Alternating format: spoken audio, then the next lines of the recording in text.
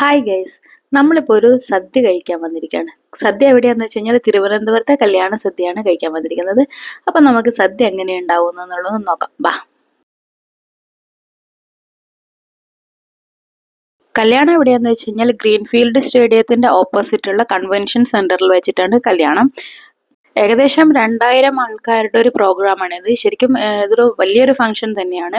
ഇത് എനിക്ക് ഇൻവിറ്റേഷൻ കിട്ടിയിരിക്കുന്നത് എങ്ങനെയാണെന്ന് വെച്ച് കഴിഞ്ഞാൽ ഞങ്ങളുടെ LNCP ഗ്രൂപ്പിലുള്ള ഒരു കോച്ചിന്റെ മോളുടെ കല്യാണമാണിത്. അപ്പോൾ നമുക്ക് കല്യാണ കാഴ്ചകളൊക്കെ ഒന്ന് കാണാം. കയറി ചെല്ലുമ്പോൾ തന്നെ ഫ്രണ്ടിൽ തന്നെ നമുക്ക് ഇവിടെ ഒരു ഗണപതിനെയൊക്കെ കാണാം. അത്യാവശ്യം നല്ല ഭംഗിയുണ്ട് അത് കാണാൻ വേണ്ടിയിട്ട്. അപ്പം നമ്മൾ ഉള്ളിലേക്ക് കയറാൻ പോവാണ്. ഉള്ളിൽ കയറിയപ്പോൾ കണ്ട കാഴ്ചയാണ് LNCP ടീം മൊത്തം അവിടെ ഫോട്ടോ എടുക്കാൻ വേണ്ടി ക്യൂ ആണ്. അത്രയും നല്ല തിരക്കാണ്. അപ്പോൾ ഈ ഒരു തിരക്കിൻ്റെ ഇടയിൽ ഞാനും കയറി ഒരു ഫോട്ടോ ഒക്കെ എടുത്ത് അവരെ കൂടെ നമ്മുടെ ഗ്രൂപ്പിൻ്റെ കൂടെ ഒരു ഫോട്ടോ ഒക്കെ എടുത്ത് അതിന് ശേഷം നേരെ ഫുഡ് കഴിക്കാൻ പോയി. അപ്പോൾ ഫുഡ് കഴിക്കാൻ പോയപ്പോൾ ഫസ്റ്റ് തന്നെ നമുക്ക് ഇലയൊക്കെ വെച്ചിട്ട് അതിൻ്റെ അകത്തേക്ക് ഓരോ സാധനങ്ങളായിട്ട് ഇങ്ങനെ വന്നുകൊണ്ടിരിക്കുന്നു. ആദ്യം പഴം വന്നു, അതിന് ശേഷം ശർക്കര വന്നു. അങ്ങനെ ഓരോ ഐറ്റംസ് ആയിട്ട് ഇങ്ങനെ വന്നുകൊണ്ടിരിക്കുകയാണ്. നമ്മൾ വെയിറ്റിംഗിലാണ് കാര്യം. ആദ്യമായിട്ടാണ് ഞാനൊരു ട്രിവാൻഡ്രം സ്റ്റൈൽ വെഡ്ഡിങ് സദ്യ കഴിക്കാൻ പോകുന്നത്. അപ്പോൾ ഇത് എങ്ങനെ ഉണ്ടാവും എന്നുള്ളത് നമുക്കൊന്ന് നോക്കാം. ഞാൻ കേട്ടിട്ടുണ്ട് വള്ള സദ്യ, അങ്ങനെ ഓരോ സ്റ്റൈൽ സദ്യ ഉണ്ടെന്നൊക്കെ കേട്ടിട്ടുണ്ട്. അപ്പം ഇതെങ്ങനെ ഉണ്ടാവുള്ളത് നമുക്കൊന്ന് നോക്കി നോക്കാം. അപ്പോൾ ഓരോ സാധനങ്ങളായി ഇങ്ങനെ വന്നുകൊണ്ടേയിരിക്കുന്നുണ്ട്. അപ്പം എല്ലാത്തിനും വെയിറ്റിംഗ് ആണ്. ഫസ്റ്റ് നമുക്ക് അച്ചാർ വന്നു.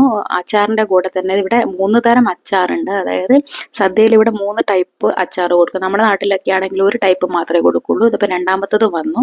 ഇതിന് ശേഷം ഇതാ 3ാമത്തെ ടൈപ്പ് അച്ചാറും കൂടെ വന്നു. ആ അച്ചാറിൽ തന്നെ 3 തരം കൊടുക്കും ഇവിടെ. ആദ്യം വന്നിരിക്കുന്നത് അച്ചാർ എന്താണെന്നുള്ളത് നമുക്ക് അറിയില്ല, അത് കഴിച്ചു നോക്കിയാലേ അറിയാൻ പറ്റുള്ളൂ. 3ാമത് വന്നിരിക്കുന്നത് മാങ്ങയാണ്. അതിൻ്റെ കഷ്ണങ്ങളൊക്കെ നമുക്ക് മേലെ തന്നെ കാണാൻ പറ്റുന്നുണ്ട്. പിന്നെ ഇതാ നമുക്ക് പച്ചടി വന്നു. പച്ചടി ഇവിടെ 3 തരമുണ്ട്. ഇവിടെ എല്ലാം ഏകദേശം എല്ലാ ഐറ്റംസും 3 ടൈപ്പാണെന്നാണ് കേട്ടത്. പായസമൊക്കെ ആണെങ്കിൽ തന്നെ 3 തരം ഉണ്ടെന്ന് കേട്ടിട്ടുണ്ട്. നമുക്ക് എങ്ങനെ ഉണ്ടാവുന്നത് എന്നുള്ളതൊന്ന് നോക്കാം. എന്നതിന് ശേഷം തോരൻ വന്നു. ഓരോ ഐറ്റംസായി ഇങ്ങനെ വന്നുകൊണ്ടിരിക്കുന്നുണ്ട്. ഓരോന്നിങ്ങനെ ഇലയിൽ വിളമ്പി പോകുന്നുണ്ട്.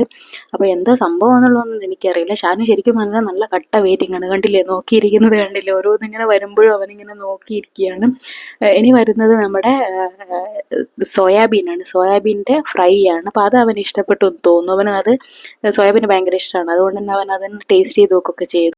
സോയാബീൻ്റെ ഫ്രൈ നല്ലോണം അവന് ഇഷ്ടപ്പെട്ടിട്ട് അവനത് മാത്രമായിട്ടാണ് എടുത്തു കഴിക്കുന്നത്. അവൻ അത്ര ഇഷ്ടമാണ് ആ ഒരു സാധനം.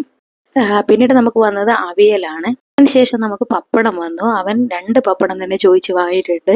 ഇവിടെ സദ്യ കഴിക്കുന്നതിന് മാത്രമല്ല ഞാൻ നോക്കിയിട്ട് കുറച്ച് കാര്യങ്ങളും കൂടി ഇവർ ശ്രദ്ധിക്കുന്നത് എന്ന് വെച്ചാൽ വിളമ്പുമ്പോൾ അതൊരു ഓർഡറിൽ തന്നെയാണ് ഇവിടെ വരുന്നത്. അതിന് ശേഷം ഇതാ നമുക്ക് കൊണ്ടാട്ടം ഫ്രൈ ചെയ്തത് കൊണ്ടുവന്നിട്ടുണ്ട്. ഇവിടെ ഒരുപാട് സാധനങ്ങൾ ഉള്ളത് കൊണ്ട് തന്നെ അതിന് വിളമ്പി ഇങ്ങെത്താൻ കുറച്ച് സമയം എടുക്കും. അപ്പം ചോറ് എത്താൻ കുറച്ച് ലേറ്റ് ആയതുകൊണ്ട് തന്നെ അവന് കയ്യിൽ കിട്ടിയിരിക്കുന്ന പപ്പടമൊക്കെ ഇങ്ങനെ എടുത്ത് കഴിച്ചുകൊണ്ടിരിക്കുന്നുണ്ട്. നമുക്ക് ചോറ് കൊണ്ടുവന്നിട്ടുണ്ട്. ഇവിടെ ചോറ് കൊണ്ടുവന്നതിന് ശേഷം കൊണ്ടുവരിക പരിപ്പിൻ്റെ കറിയാണ്. പരിപ്പെന്ന് വെച്ച് കഴിഞ്ഞാൽ നമ്മുടെ ചെറുപയറിൻ്റെ പരിപ്പാണ്. അതിൻ്റെ കൂടെ തന്നെ നെയ്യും വരും. എല്ലാ ഇലയിലും ഇങ്ങനെ കുറച്ച് നെയ്യ് ഇങ്ങനെ സ്പൂൺ വെച്ച് കൊടുക്കുന്നുണ്ട്. എന്നതിന് ശേഷം നമുക്ക് വെള്ളം വന്നു. സത്യം പറഞ്ഞാൽ ഈ ഒരു ഐറ്റം കണ്ടപ്പോൾ തന്നെ വയറങ്ങ് നിറഞ്ഞു. നോക്കി ഇലയിൽ ഇത്രയും ഐറ്റംസ് ഒക്കെ ഉണ്ട്. നമുക്കിതൊന്ന് കഴിച്ചു നോക്കാം എങ്ങനെയുണ്ട് എന്നുള്ളത്.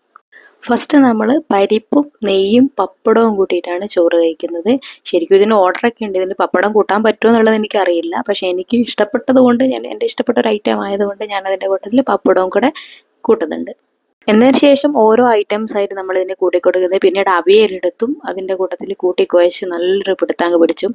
പൊള്ളി സാധനമാണ്. ഈ പരിപ്പിൻ്റെ ഒരു ടേസ്റ്റ് എന്ന് പറയുന്നത് വേറൊരു ലെവൽ തന്നെയാണ്. ഈ പരിപ്പും നെയ്യും അതേപോലെ പപ്പടവും നല്ലൊരു കോമ്പിനേഷനാണ്. എനിക്ക് ഭയങ്കര ഒരു ഇഷ്ടമാണ് ഈ ഒരു സാധനം. ഞാൻ എവിടെ ഫുഡ് കഴിക്കാൻ പോയാലും ആ ഒരു സാധനം മിസ് ചെയ്യാറില്ല. ഭയങ്കര ഇഷ്ടമാണ്. ഷാനു നല്ല പാട്ടൊക്കെ പാടിക്കൊണ്ടാണ്, നല്ല താളത്തിൽ ആടിക്കൊണ്ടും പാടിക്കൊണ്ടൊക്കെയാണ് കഴിക്കുന്നത്. കാരണം അവന് നല്ലോണം ഇഷ്ടപ്പെട്ടിട്ടുണ്ട്. അപ്പോൾ നമ്മൾ അടുത്തതായിട്ട് നമ്മൾ പച്ചടി എടുത്തു. നമ്മുടെ ബീട്രൂട്ട് പച്ചടിയാണ് എടുത്തത്. അതും കൂട്ടി കുഴച്ച് നല്ലൊരു പിടുത്തങ്ങോട്ട് പിടിക്കുക.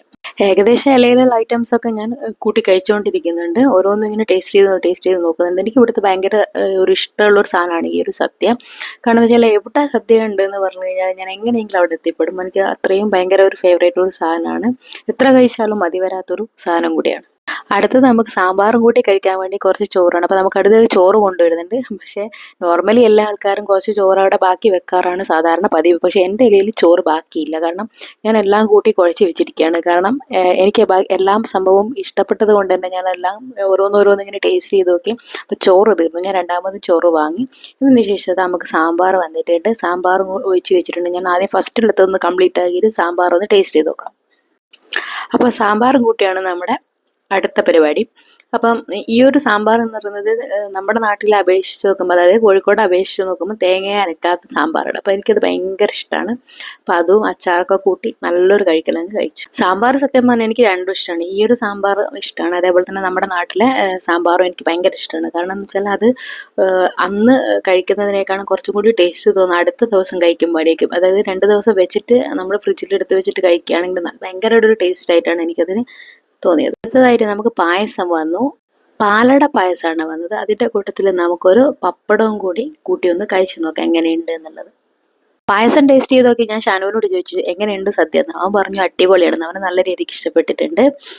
നല്ല ചൂടുള്ള പാലട പായസം, അത് നമ്മുടെ ഇലയിൽ വിളമ്പുമ്പം, ആ ചൂടോട് കൂടി തന്നെ വിളമ്പുമ്പോൾ അതിൻ്റെ ഒരു ടേസ്റ്റ്, ഇലയുടെ വാടിയിട്ടുള്ള ഒരു ടേസ്റ്റ് എല്ലാം കൂടെ ആകുമ്പോൾ ഭയങ്കര ഒരു ടേസ്റ്റാണ്. നമുക്ക് അടുത്തതായിട്ട് കടലപ്പായസം വരുന്നുണ്ട്, രണ്ടാമത്തെ പായസം വരുന്നുണ്ട്. അതെങ്ങനെ ഉണ്ടാവും എന്നുള്ളതൊന്നും നോക്കാം. നല്ല ചൂടോട് കൂടി തന്നെയാണ് വന്നിരിക്കുന്നത്. അപ്പോൾ നമുക്കിതൊന്ന് ടേസ്റ്റ് ചെയ്ത് നോക്കാം. ഈ കടലപ്പായസം പപ്പടവും കൂടി കൂട്ടി കഴിഞ്ഞാൽ പൊളി കോമ്പിനേഷൻ ആയിരുന്നു. പക്ഷെ എൻ്റെ കയ്യിൽ പപ്പടം ഇല്ലാത്തത് കൊണ്ട് ഞാനിത് അല്ലാതെയാണ് കഴിക്കുന്നത്. വെറും പായസം മാത്രമായിട്ട് കഴിച്ചു. നല്ല അടിപൊളി ടേസ്റ്റാണ്. രണ്ടാമത്തെ പായസം കഴിച്ചതിന് ശേഷം നമുക്ക് അടുത്ത ഐറ്റം വരുന്നത് ബോളിയാണ്. ഷാനുവിൻ്റെ ഏറ്റവും ഫേവറേറ്റ് ഒരു സാധനമാണ് ഈ ഒരു ബോളി എന്ന് പറയുന്നത്. ബോളിൻ്റെ കൂട്ടത്തിൽ കഴിക്കാൻ വേണ്ടി നമുക്ക് പാൽപ്പായസം കൂടി വന്നിട്ടുണ്ട്.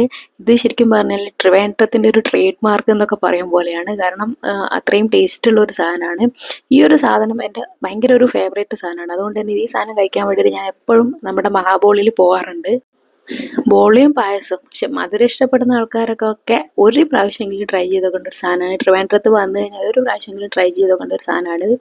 പൊള്ളി സാധനമാണ്. ഒരു പ്രാവശ്യം നിങ്ങൾ ട്രൈ ചെയ്ത് കഴിഞ്ഞാൽ പിന്നെ ഒരിക്കലും നിങ്ങളിത് ഒഴിവാക്കില്ല. അത്രയും അടിപൊളിയാണ്. ഞാൻ ഈ പായസവും ബോളിയും ആസ്വദിച്ച് കഴിക്കുന്നതിനിടയ്ക്ക് അവരെന്തൊക്കെയോ പിന്നെയും കൊണ്ടുവന്ന് വിളമ്പുകയൊക്കെ ചെയ്യുന്നുണ്ട്. പക്ഷേ എനിക്കതൊന്നും കഴിക്കാൻ സ്ഥലമില്ലാത്തത് കൊണ്ടും എന്നെ കൊണ്ടൊന്നും പറ്റാത്തത് കൊണ്ടും ഞാൻ തൽക്കാലത്തേക്കെല്ലാം നിർത്തി. പിന്നെ നമ്മുടെ ഈ പായസത്തിൻ്റെ ഒരു ടേസ്റ്റ് മാറാൻ വേണ്ടിയിട്ട് കുറച്ച് അച്ചാറ് കൂട്ടി നക്കി നാവിൻ്റെ ആ ഒരു ടേസ്റ്റ് മാറ്റുന്നുണ്ട്. എന്നതിന് ശേഷം നമുക്ക് ലാസ്റ്റ് റൗണ്ട് ഒരു ചോറും കൂടി വന്നു. നമുക്കിത് പുളിശ്ശേരിയും കൂട്ടി കഴിക്കാൻ വേണ്ടിയിട്ടാണ് കൊണ്ടുവരുന്നത്. അപ്പോൾ നമുക്ക് കുറച്ച് പുളിശ്ശേരി വാങ്ങിയിട്ട് കഴിച്ച് നോക്കാം. നല്ല അടിപൊളി സാധനമാണ് ഈ പുളിശ്ശേരിയും ചോറും. അതായത് പൈനാപ്പിൾ പുളിശ്ശേരിയാണ് ഈ ഒരു സാധനം. ഇത് ശരിക്കും പറഞ്ഞാൽ സിമ്പിളായിട്ട് നമുക്ക് വീട്ടിൽ ഉണ്ടാക്കാൻ പറ്റുന്ന ഐറ്റം തന്നെയാണ്. നല്ല അടിപൊളി ടേസ്റ്റുമാണ്. എനിക്ക് ഭയങ്കര ഇഷ്ടമാണ് ഈ പുളിശ്ശേരി. പുളിശ്ശേരിയും കൂട്ടി കഴിച്ചതിന് ശേഷം നമുക്ക് അടുത്തത് വരുന്നത് രസമാണ്. രസം കൂട്ടി കഴിച്ചതിന് ശേഷം നമുക്ക് ലാസ്റ്റായിട്ട് വരുന്നത് മോരാണ്. അതും നല്ല അടിപൊളിയാണ്. കാരണം എന്ന് വെച്ച് കഴിഞ്ഞാൽ ഇത്രയും ഹെവി ആയിട്ട് ഫുഡ് കഴിച്ചതൊക്കെ പെട്ടെന്ന് ദഹിക്കാൻ വേണ്ടിയിട്ട് ഈ ഒരു സംഭവങ്ങളൊക്കെ നല്ലതാണ്. ഒരു വിധത്തിൽ ഇലയിൽ വിളമ്പിയ സംഭവങ്ങളൊക്കെ ഞാൻ കഴിച്ചിട്ടുണ്ട്. അത്യാവശ്യം നല്ല സാധനങ്ങളാണ് എല്ലാം.